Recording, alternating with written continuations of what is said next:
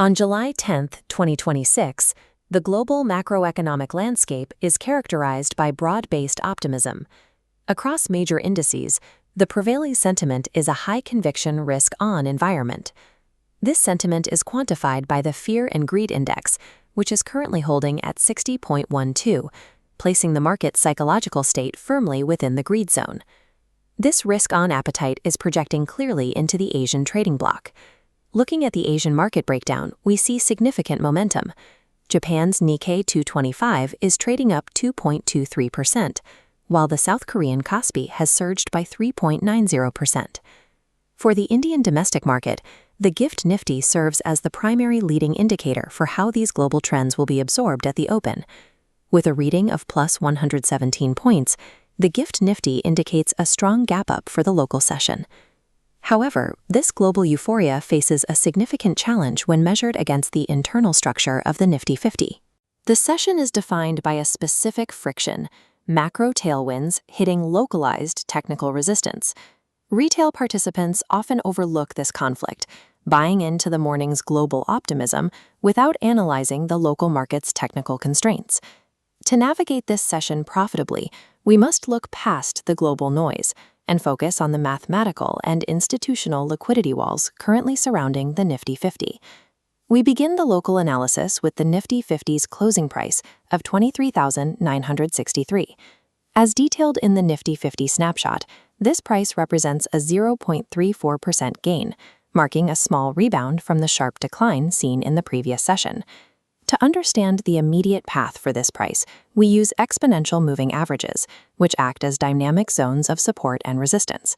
The index is currently holding just above the 50-day EMA, which is providing a localized support floor. Simultaneously, the index is trading below both the 20-day and 100-day EMAs, creating a layer of overhead resistance. This sandwiched price structure indicates a reduction in directional momentum, suggesting possible profit booking at higher levels. To see if the buyers or sellers are currently in control of this range, we have to analyze the anatomy of the daily candlestick.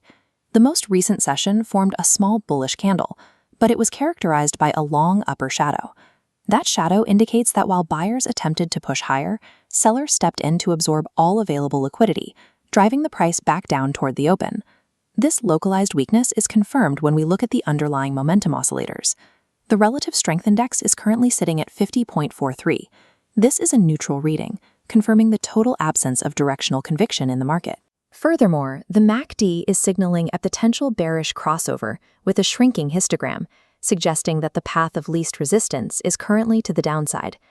While these technical indicators confirm the index is boxed in, they don't show the specific dollar amounts defending these levels. For that, we need to analyze the derivatives market. The weekly option chain provides the data needed to track institutional positioning and current liquidity concentrations. This graph of the Nifty option chain shows open interest, the total number of outstanding contracts, which reveals where large capital is actively defending price levels. On the call side, represented by the red bars, we can see where institutional overhead resistance is located. There is a massive concentration of open interest at the 24,200 strike, totaling 89.7 lakh contracts. The 24,200 strike represents the primary concentration of capital defending the upside.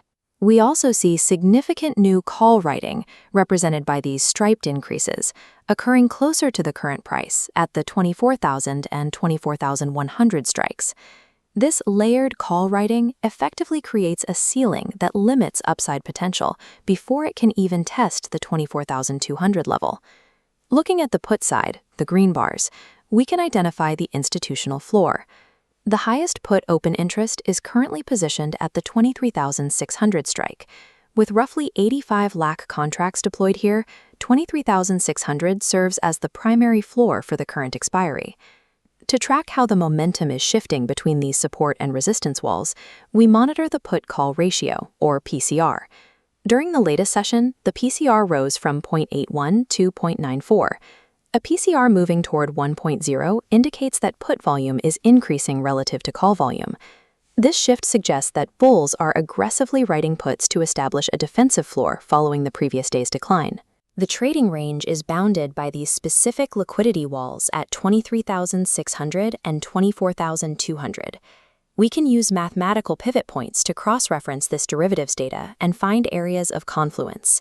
The Fibonacci pivot levels for the upcoming session give us specific mathematical targets based on previous price action.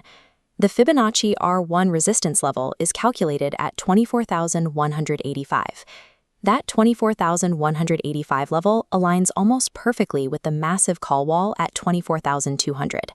This confirms that the mathematical resistance and institutional capital are concentrated in the same narrow zone. On the downside, the Fibonacci S2 and S3 levels sit at 23,690 and 23,501. These mathematical support levels bracket the 23,600 put wall, confirming the likely downside limit for the session. This confluence allows us to build a high-probability trading thesis for the July 10th session.